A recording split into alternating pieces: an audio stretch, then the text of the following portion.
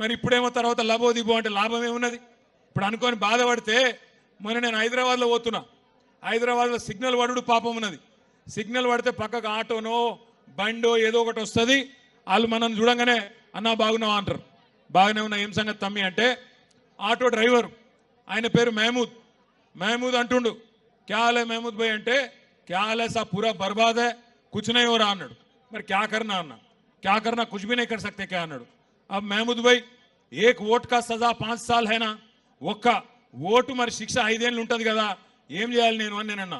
అంటే మహమూద్ భాయ్ ఏమంటుండు ఎరికాను నాతోని, సాబ్ కోయి తర్కీబ్ నీ ఏ క్యా అంటుండు. అంటే ఏమైనా ఉపాయం లేదా సారు అంటుండు. ఏమైనా ఉపాయం లేదా ఈయన ఇంటికి పంపేది అంటుండు. నేను మిమ్మల్ని అందరినీ కరెక్టేనా నేను చెప్పేది? మీరు కూడా కదే అనుకుంటారా వేరేమని అనుకుంటారా? ఒక్కసారి కేసీఆర్ ఉన్నప్పుడు బాగుండే అంటే వాళ్ళు చేయలేవట్టుర్రి. పక్కా ముచ్చట్నా ఇది కూడా? మళ్ళీ ఎలక్షన్ ముందు ముచ్చట్నేనా? పక్కానా ఈసారి? అర్థమైందా మొత్తం కాంగ్రెస్ మోసం, రేవంత్ రెడ్డి మోసం అందరికి అర్థమైందా? అత్తగారు ఊరోళ్ళకు కూడా అర్థమైందా? ఆఖరికి మంచిగానే ఉన్నది కథ.